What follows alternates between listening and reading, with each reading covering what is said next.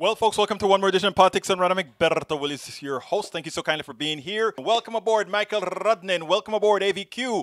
Welcome aboard, Norman Reynolds. Welcome aboard, Lee Grant. How are my people doing? All my people, how are you guys doing? Folks, the phone lines are open. I am behind because of several reasons. One, I was on the phone talking some politics with a friend. I was also trying to get some last-minute videos put together because, folks, it's getting crazy out there. It is getting very, very crazy out there. And to put it, sometimes one would say it's sort of getting upsetting out there. And the reason why I say that is, I put the show together, I had the pieces and the videos and the clips. And then what do I find? Somebody sends me another clip. They didn't send me a clip.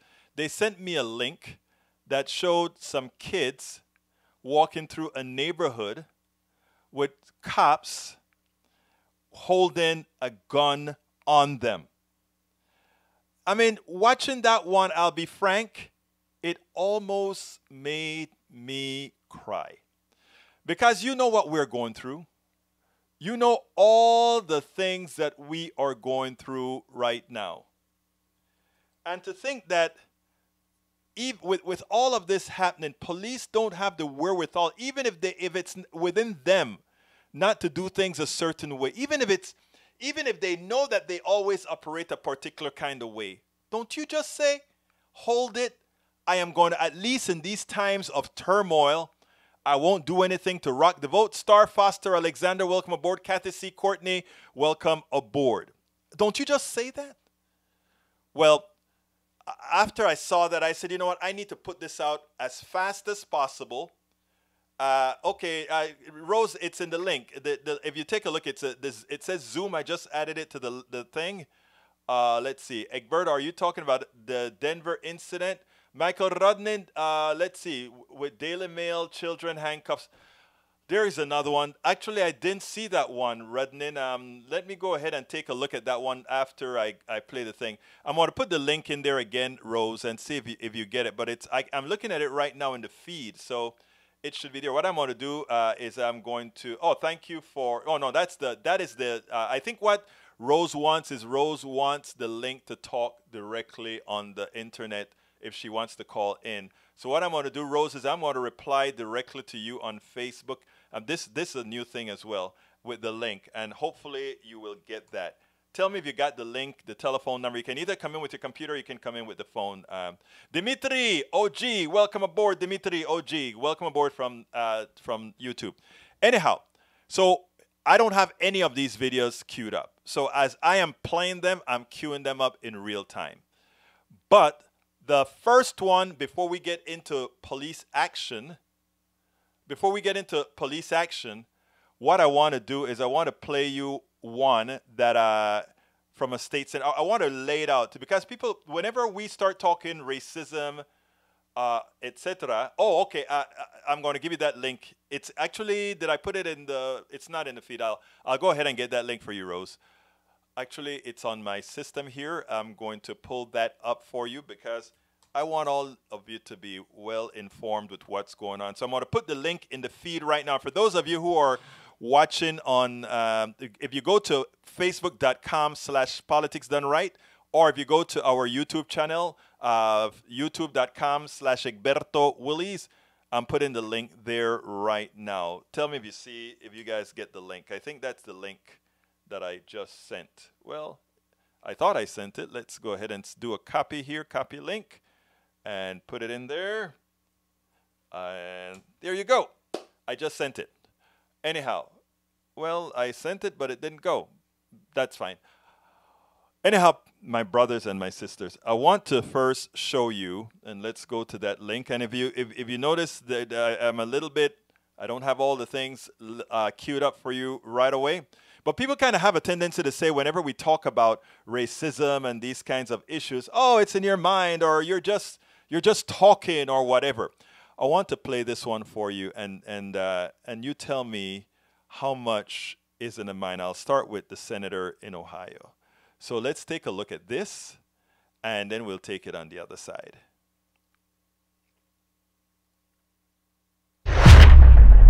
What I'm going to go with, however, is to show you the type of things that people of color, assumptions, go through time after time after time. I want you to listen to this, and then we'll take it on the other side. Growing calls tonight for an Ohio state senator to step down over what he said about African Americans and COVID-19.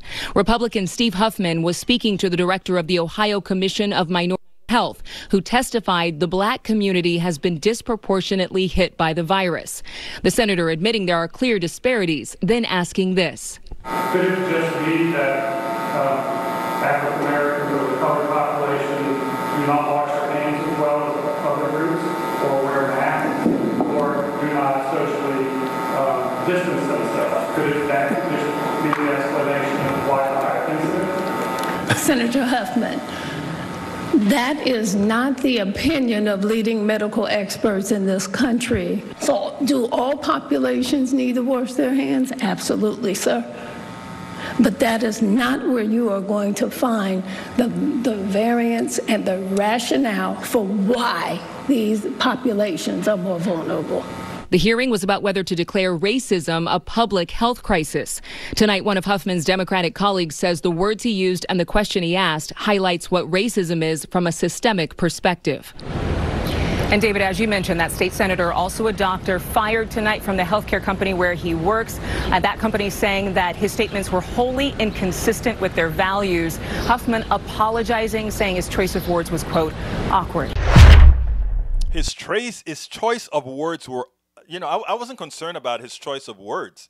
I was concerned about him thinking that somehow people of color wash their hands differently or less or more than others. I mean, we're a society, and you know, we kind of share the same kind of habits for the most part. I have lived in homes where with all kinds of folks from my college days to my grown-up days, and you know, we kind of put our pants on the same time, and we have a lot of folks with terrible hygiene, and we have a lot of folks with good hygiene, and we have a lot of folks with hygiene somewhere in the middle. But generally speaking, Americans kind of have the same kind of hygiene. If you go to work, everybody kind of don't smell, and a few that smell, everybody kind of knows who they are. So that is a doctor. He's smart. He's not dumb. So I think he knew exactly what he was doing there. I mean, some people say, how could he say that? Now, the other issue I want to bring, and I'm just bringing, the show today is about systemic racism, and I just want to show the different avenues, platitudes that we different things in it. I just want to bring up to the subject at hand, because I wrote a little piece in my newsletter that I'm going to read to you afterwards, but I just kind of want to lay the groundwork. So here we go with this other one here. I think everybody should have heard about this one by now, but in case not, let's go ahead and play it. You know, I always said Donald Trump did one great thing for America, and that is to take the scab off of a lot of hidden things. A lot of times whenever we make statements about how we feel we're treated, people tend to give you the impression that they don't believe you, or maybe you're taking it out of context, etc. What's been happening a lot is video is beautiful. Video is great. Property? Hi, I'm asking you if this is your property. Why are you asking? Because it's private property. Because it's private property, So, sir. are you defacing private property, or is this your building? You're free to express your No, opinions, we but not on people's property. Okay. absolutely, Sure. just respectfully. Sure. So we're just saying, absolutely, your signs and everything, and that's good. This is not the way to do it. Okay. It's private property. But if I did live here and it was my property, this would be absolutely fine. Totally. And you don't know if I live here or if this is my property. We actually do know. That's why we're asking. Oh, really? Because you live here, right? You said so. Because we know the person who does live here. Oh, okay. So Then that's all I we suggest wanted you to call ask. him I'm not or disagreeing with call the you. police. Why do you Or wanna call the police? because What do you you're want me accusing me to? of a crime, correct? What I'm asking you is why are you And I'm doing not this? answering you. Okay, that's fair. That's fair. So your choices are to call the cops if you believe I'm calling a crime, and I will more than be happy to talk to him. Okay, thank you. What's your name again? I'm Lisa. Lisa, what's your last name? What is your name? What's your name? I asked I'm first, not Lisa. getting a What's your name, sir. sir? What's your last name, sir? What is your first name, sir? I'm not answering. I'm not talking to you. You're talking to me. I'm asking you the questions. Well, we're not doing anything illegal. Neither am I. Actually, you are actually. Really? Oh, okay. Well, then call the cops. Thank you. We will do. Lisa and Robert. Yeah. I'll be right here. Okay, thank you so Bye. much. And that, people, is why Black Lives Matter.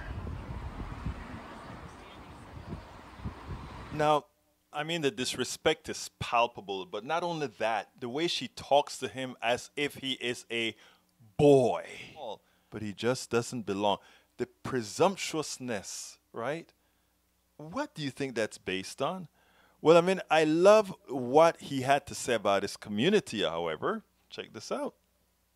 And what the video on Twitter doesn't show is the 95% of residents and neighbors who, while I was putting this up, gave me a fist or made eye contact and a smile or just flat out said thank you. Just because Lisa Alexander gets all the attention and Robert because they decided to police me with their Gestapo, what are you doing tactics. Despite that, trust me, this neighborhood is in solidarity with the Black Lives Matter movement. That was the refreshing portion of this whole issue. That in this particular community, it's a small percentage of folks who are like Lisa. This is a constant. And it's only those who think like this and act these things out that can make a difference. He cannot make a difference. I cannot make a difference. Those who refuse to move forward, those who refuse to be progressives, those who refuse to look and be forward thinking, they're the ones that have to change themselves.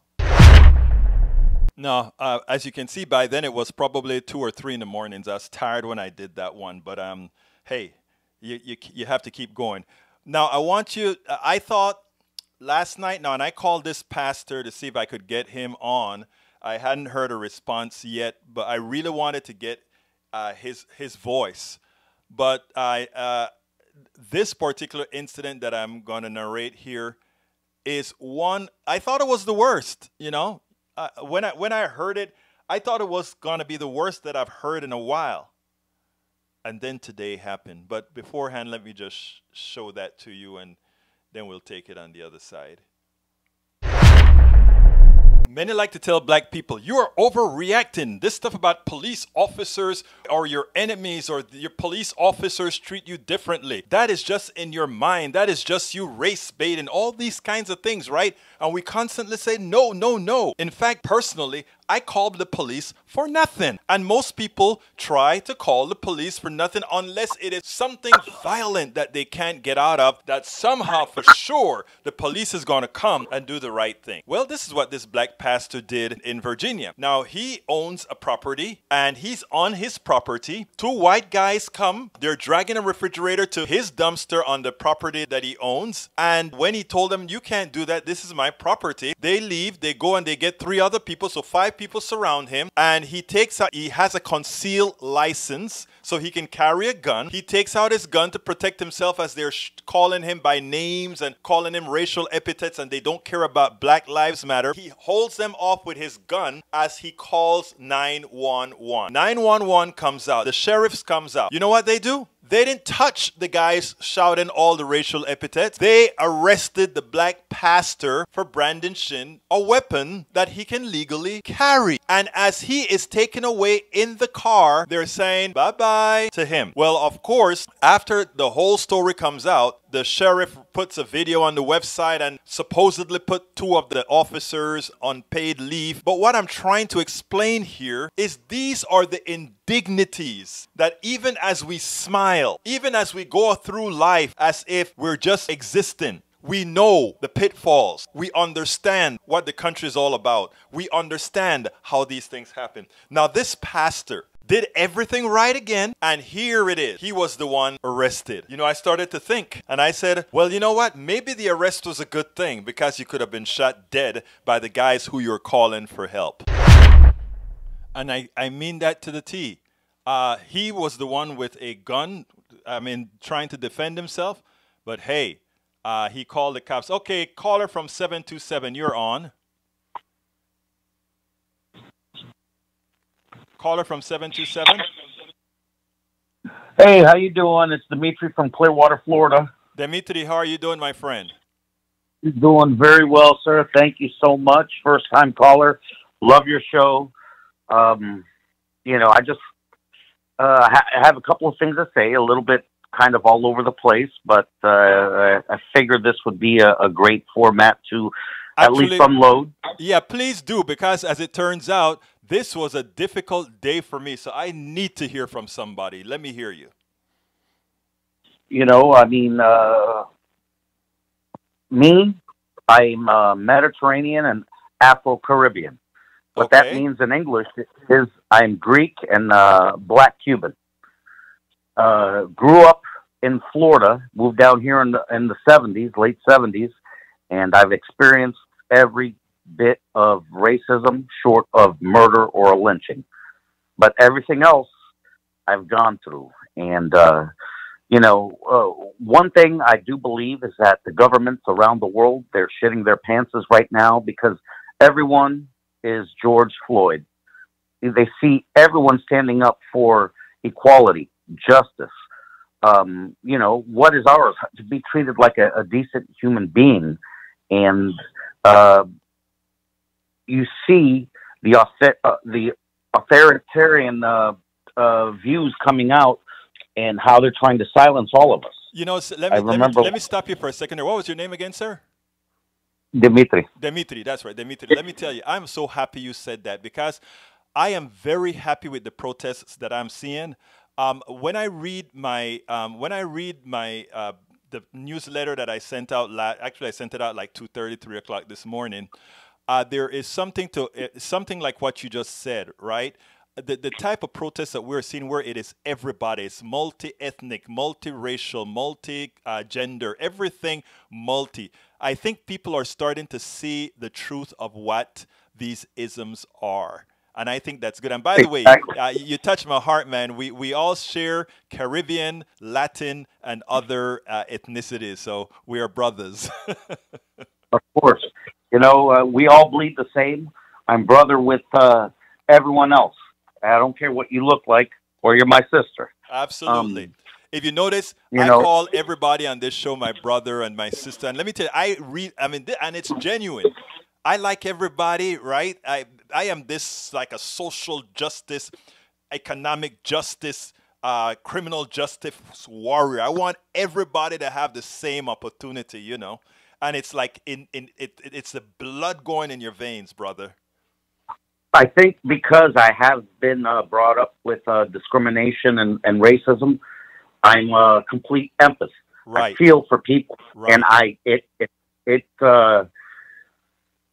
it breaks my heart to see someone being treated unjust, because I know how it feels, and I know the pain it puts you through, and I know so many times as being a child that I got beat up by grown men that I had no spit in my face and whatnot, and didn't have the courage to go tell my mom and dad because I was too scared that they were going to go kill them people. Right. You know what I'm saying? No, I know exactly what you're saying, and you know. Look, and you know, empathy, there are two kinds of empathy, right? The ones that you can feel because you've gone through it, and then there's the one that you can feel by implying, right? By implying. So the yes. thing is interesting. You know, it's interesting that we're here, Dimitri. We have Michael Cisak, Second Amendment kind of guy and all of that. There are people that are about to attack a pastor, and he takes his gun out, self-defense, as he calls 911. Michael Cisak cannot see it within his heart. He's one of our conservatives. I love Michael as well, but I mean, he just cannot get past the ideology. This pastor is has a gun so that they don't come and kill him. And as he has his gun, he is calling 911. He's protecting himself and calling 911 till the cops get out there. You know what Michael Cisak says? Brandishing a deadly weapon, pointing a gun at someone is a crime. Using a gun in self-defense is legal. Come on, man.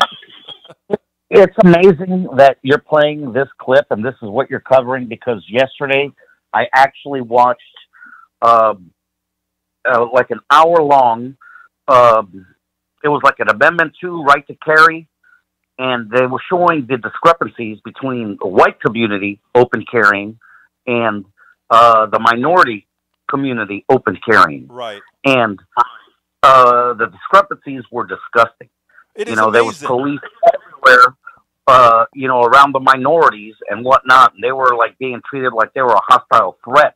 Right. While you have, in my opinion, white supremacists marching around with AR-15s and whatnot, and going through a parade route with loaded weapons and passing out literature, and they were being treated carte blanche. Dimitri, let me tell you something better. And this one, I didn't want to blog it yet because I needed to verify it, right? But all police officers have these dash cams, or rather these body cams and dash cams, etc., right? And the good thing is that given that they're on in no matter what community they're policing, one can actually see how they address each person that they're about to address in these different communities.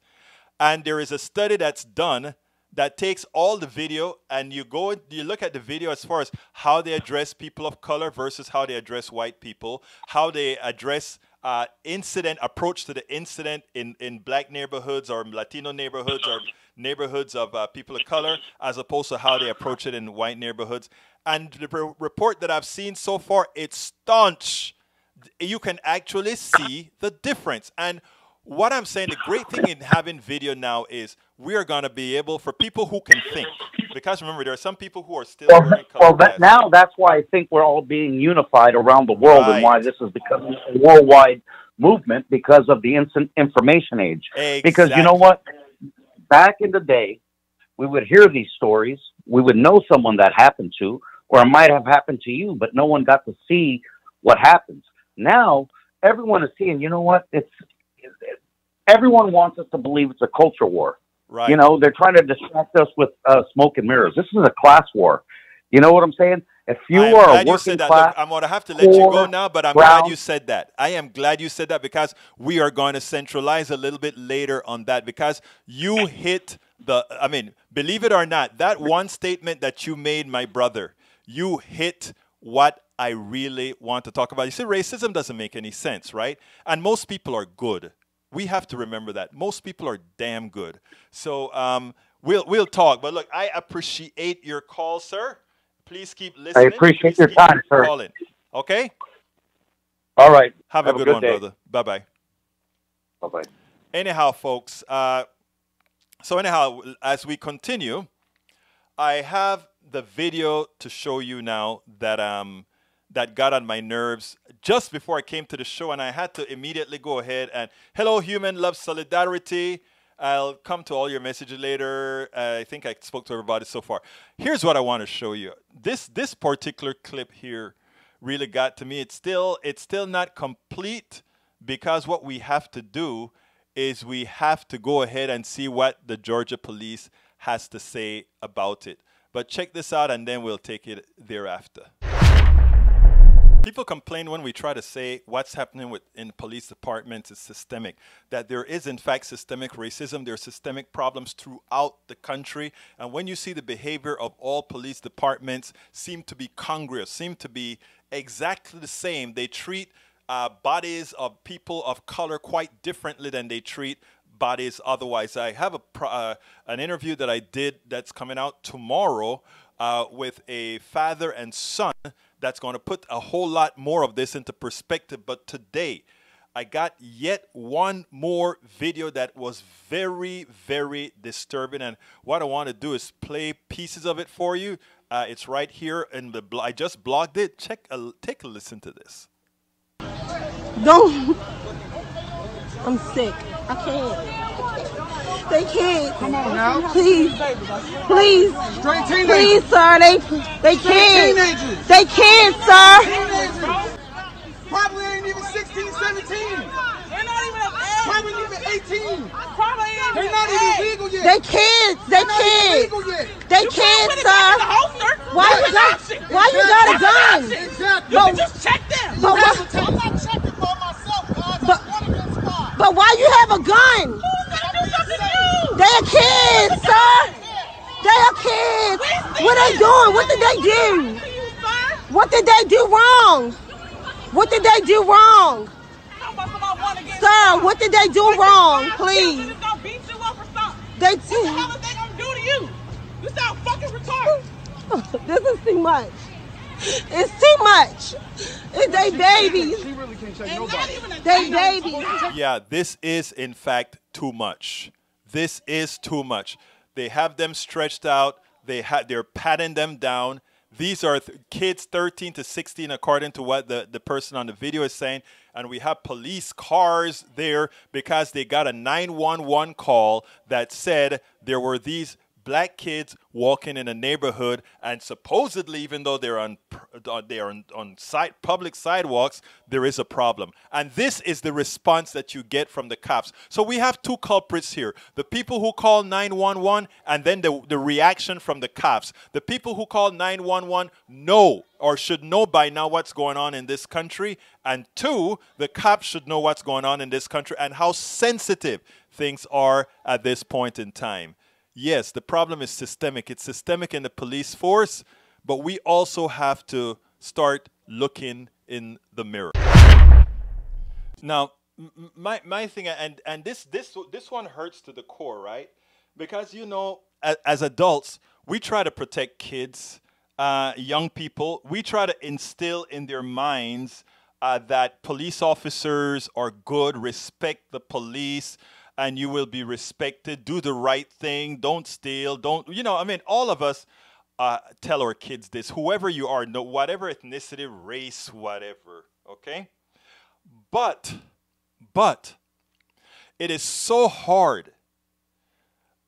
It is sad. When my daughter started to be able to go out on her own, probably 14, 15 or so, where she can go off to the store with a friend, or we can drop them off somewhere and then come pick them up later. And even when she started driving at 16, we had to have the black talk with my daughter.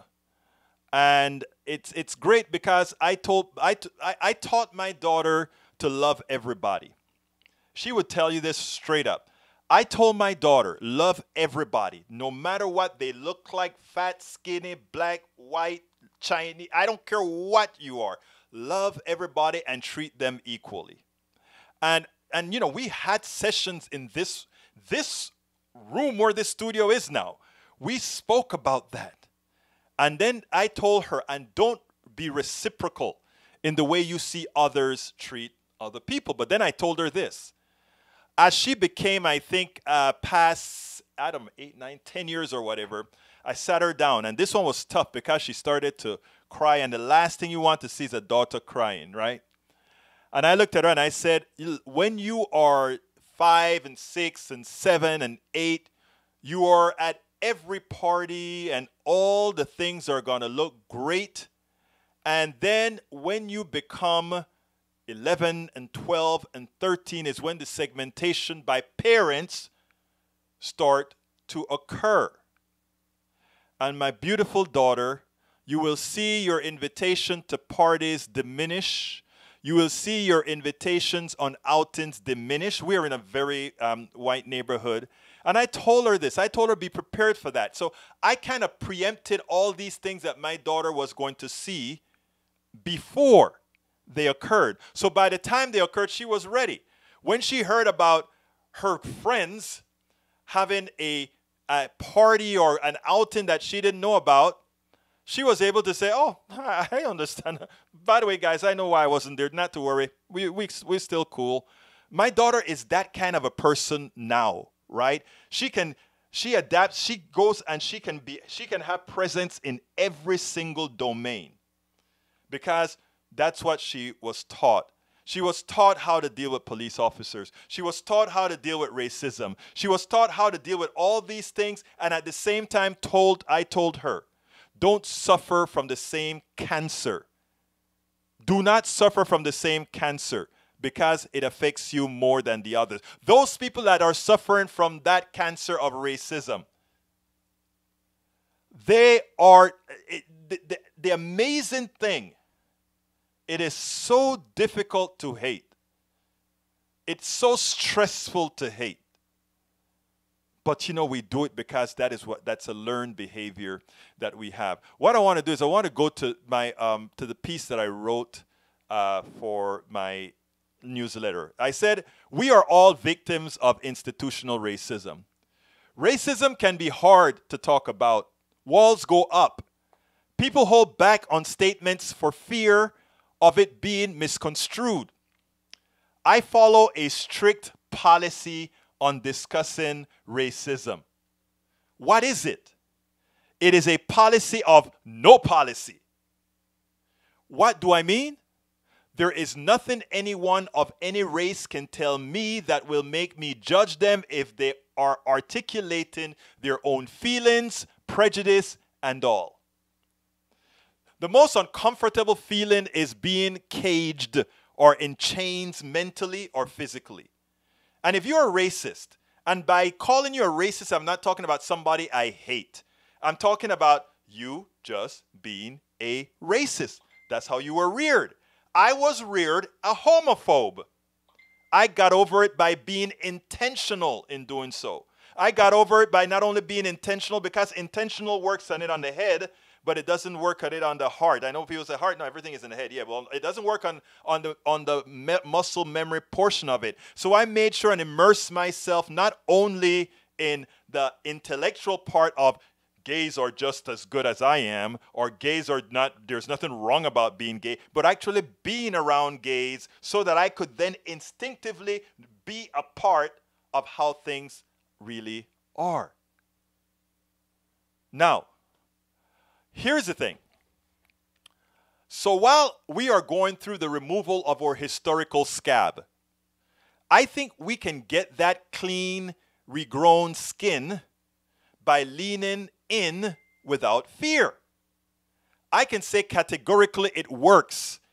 I am told stories, thoughts, and feelings by email, face-to-face, on the phone, by text, etc., from people of all races who I know would be hesitant to tell most because they know how that message would be received.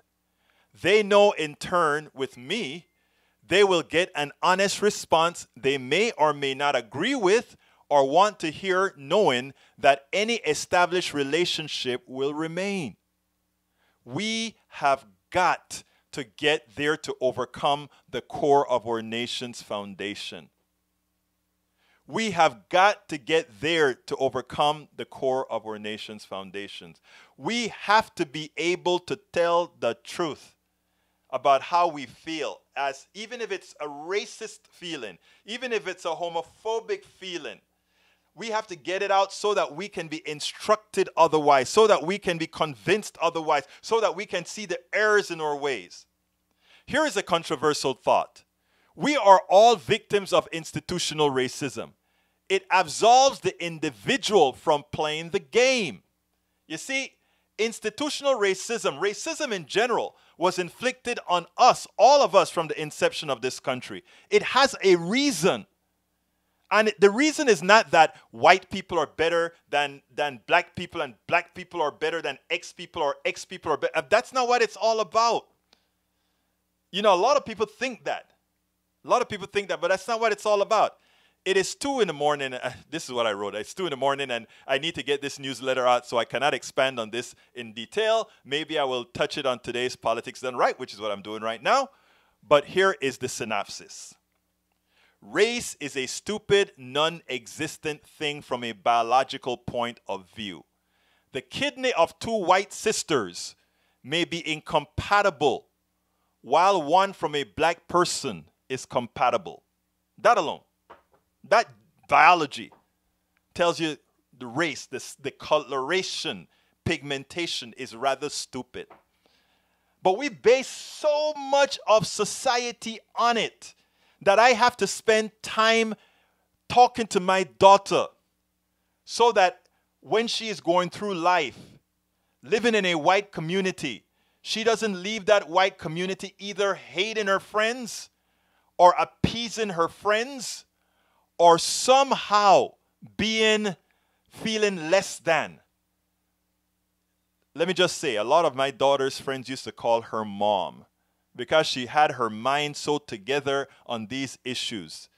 She was never, ever, ever, ever thought she was less than or ever, ever thought she was more than. She just knew who she was.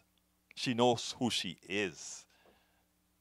So let's get that out of the way. Most people are good and empathetic. You know, people say, oh, the problem with Republicans is that they're not empathetic. There are some people who have a part of their brain that is not so empathetic. I want to dispute that. I think that not being empathetic is learned by the ideology. And the reason I say I dispute that is as follows. If by definition those people on the right are not empathetic, then there's nothing that will get them empathetic. Why would, because a senator who suddenly supports gay marriage because he finds out that his son is gay, which that is a true story, the Indiana senator. Why would he then want to do something good? Empathy, which means he does have empathy. What happens is the right teaches you to hate people, to find a whole lot more faults in people. The left hates people too, but they don't teach it. Okay, the left are just as racist as the right. There's no difference. We're all people. They're just as homophobic. All of us have the same human diseases, right? We all do. Black, white, whatever. Don't ever fall for the trope that black people can't be racist. It's bull. Everybody can be racist. Don't mix racism and power. In America, a racist black person, In America, a racist white person with the power to have, the power of being, is deadly. So that is, but when it comes to race, every race can be racist. Now, the thing about it is, I believe everybody has empathy. I think Michael Cisak on the right and Michael Rudnin on the left has a whole lot of empathy. I just think that what Cisak has learned on the right has corrupted his empathetic domain. And in doing so, it puts those blinders on that prevent him from analyzing much. But when something is close enough to him, that empathy comes out. And as more things becomes close, that's what I've seen in my own community. I've seen my conservatives that we've talked and talked and talked. And as trust was built, as they genuinely liked me, as they genuinely forgot all the crazy things they learned about liberals and crazy things they learned about black people, and they start to like, wow, man, you just like me. I remember this woman look and say, but you're so nice. And I'm like, ma'am, we're all nice. We're all. It's the misinformation that the plutocracy has to put in your mind through the Paul Manifesto and other things. So I was saying the racism thing was just by design. So let me finish reading the little piece in the newsletter, then I'll continue. So let's get that out of the way. Most people are good and empathetic. They learn to be codependent around people they frequent socially and otherwise. Institutional racism, the institutions being the masters, create racial delineation as a method of control. Okay? I need to blast this stuff off, and that's when I went ahead and blasted off. But here's what I mean by that.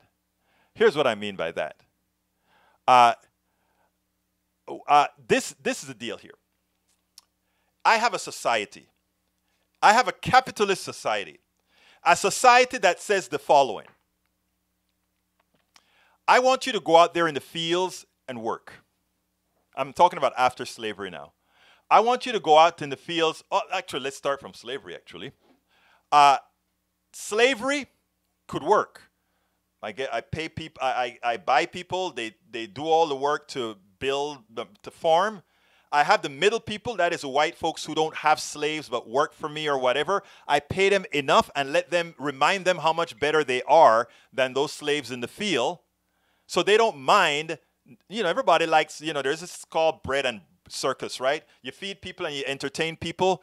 They don't worry about much as long as they're fed and entertained. They don't go into the details that we here are talking about, why the structure of the economy is this way. They're fed and they're entertained. What we as progressive have to do is make people think deeper. But anyhow, so that's how we worked in the slavery days, right? We had that pecking order. And as long as you kept the guardians of the gate, all those people that control those people who controls the others, we have several gates, several layers, right? And everybody has a position, except the slaves, of course.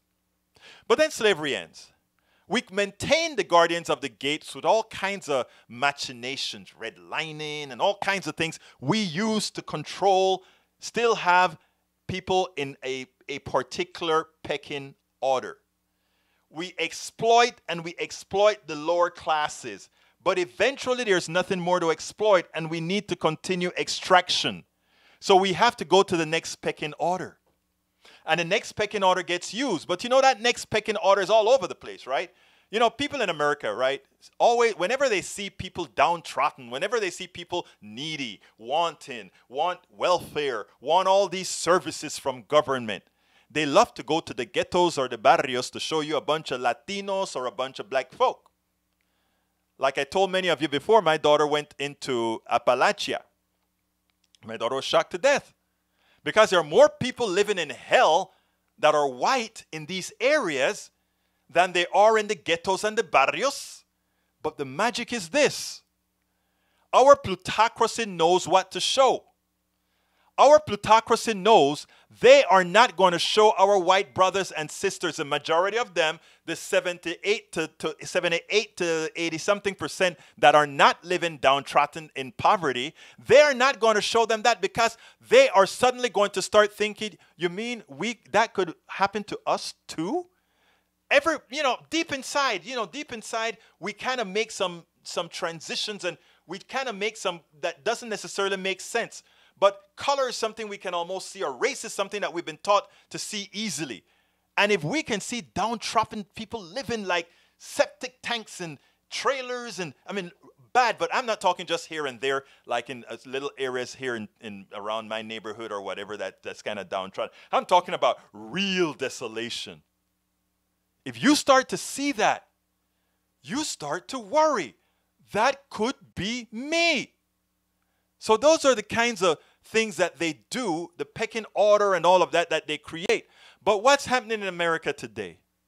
Like I said, capitalism is unsustainable. It is unsustainable. Mathematically speaking, and they know it. They know it. That's why so much is hidden from you. Why do you think they're reacting so quickly to try to give the impression that things are going to change? Because millennials are the dead generation, that generation that got screwed twice in 10 years. The generation that got screwed twice in 10 years, millennials. Great Recession, coronavirus. Each time when they were making their ascent, they fell right back down. Gen Zs now, those people crazy. Those Gen Zs don't give a damn. They go out there and they make things happen. And America, the guys in power know that. And if you take a look at what the streets look like, the streets don't only look like a bunch of black people or people who everybody like to associate with the people that are having problem and fighting to get more. It's everybody. It is everybody. All of us are in it together. And that is the beauty of what's happening right now. That is the beauty. The coronavirus plus somebody's knee on somebody's neck plus the failure of capitalism on so many is bringing us all together. Because suddenly, many are starting to see exactly the genesis of our real problem. And once people start to see that the problem has never been racial, racism is strong. And you know, I get a lot of flack for this. And the reason I get a lot of flack is a lot of people in the intelligentsia, they think that we have to centralize on race a whole lot. And I do think we have to, in the short term, create the laws, create the structures to fix right now racism that hits a lot of people. But ultimately, I think more important than anything, and I think that's where Bernie has it right. You know, Bernie was really forced to stop talking to, you know, yes, talk about economics, but you must also talk deeply and heavily about race. And Bernie has always been reluctant to do that.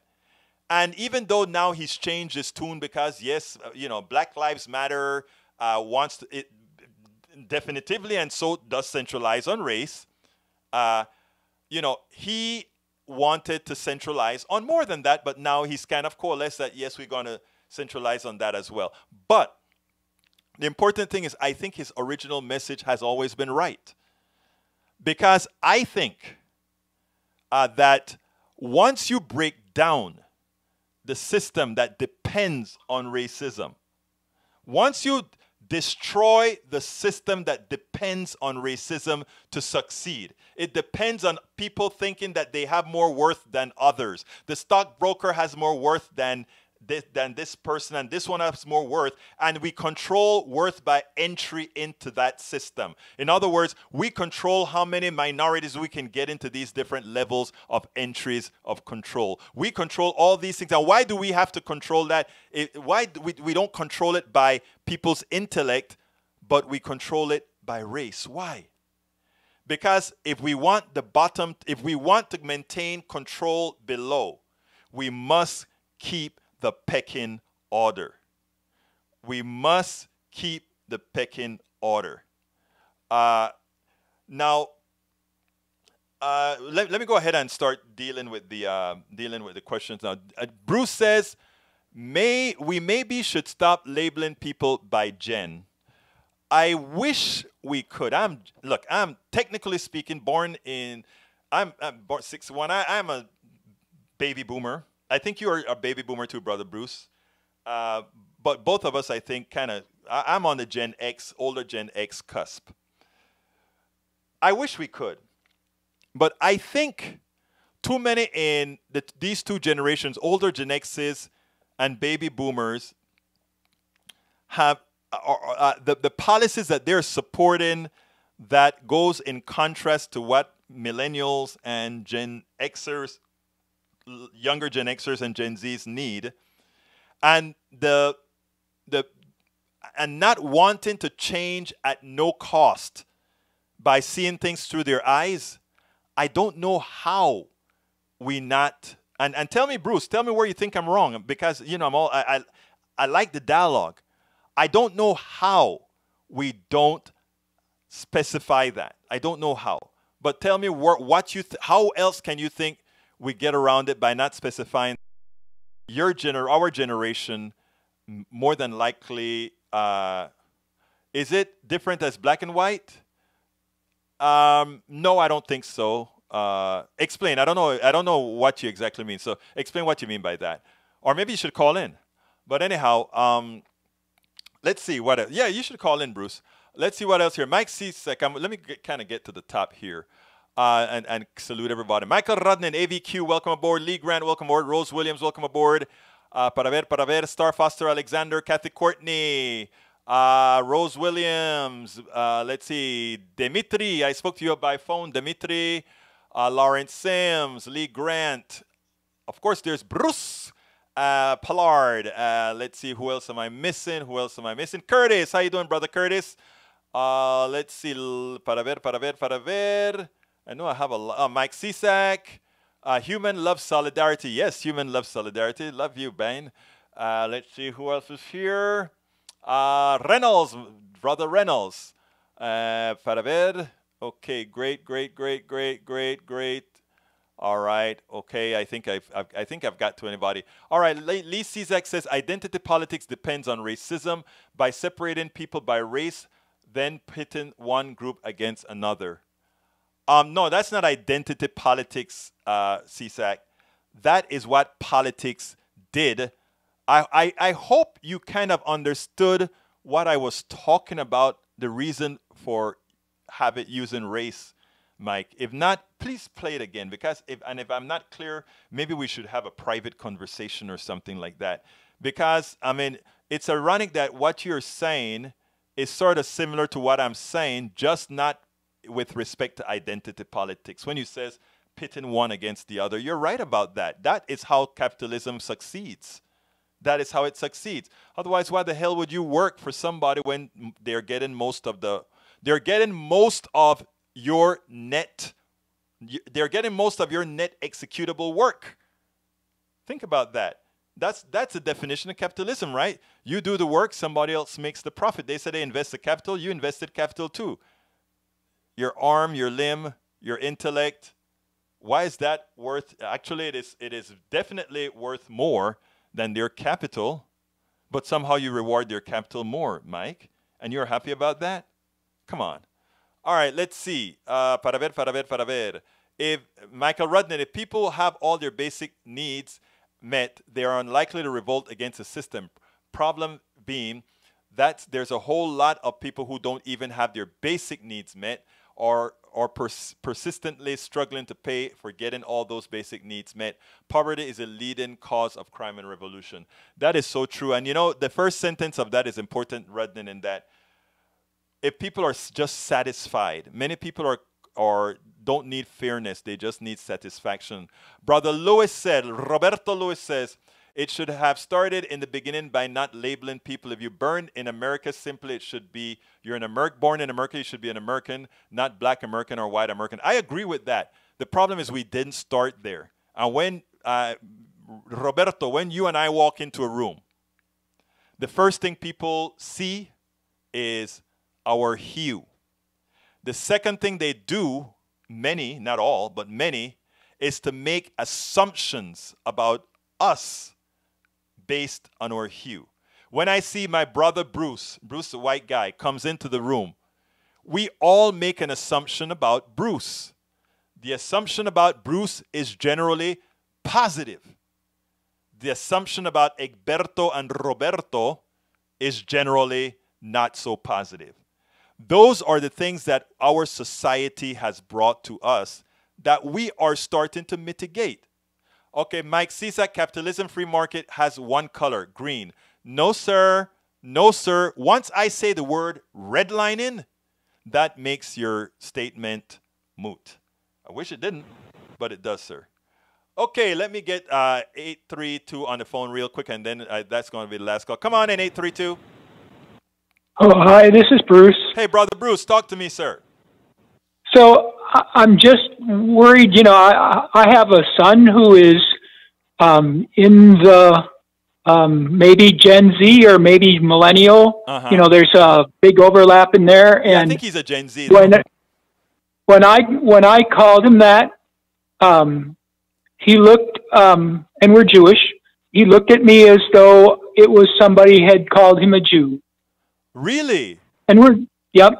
So and he's really good at teaching me things that I need to grow up and understand, have had a broader range of meanings than even what we're trying to struggle with what we call racial distances. I need a favor out of you, because that is surprising as hell to me. So what I'd like, I don't know if you had a conversation with him with regards to what does that term mean to him. If you could kind of find that out for me, I would love to hear that, because, you know, I've heard otherwise, but I want to hear what he has to say. I really want to hear that.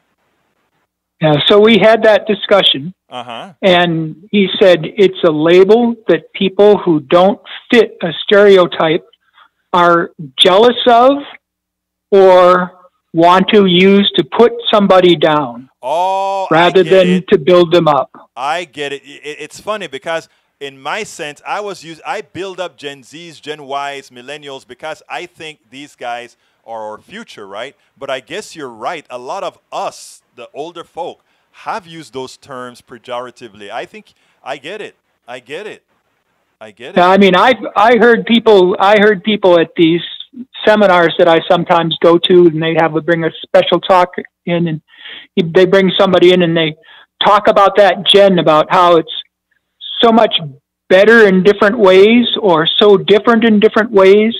I mean, a big difference we talk about Gen Z and other people is distance learning and the fact that they understand social networking. Right. Well, the fact of the matter is we need to all learn social networking. I agree. And it needs not to be limited to one group of people. Right. So I shouldn't be able to join Gen Z when I learn how to do social networking.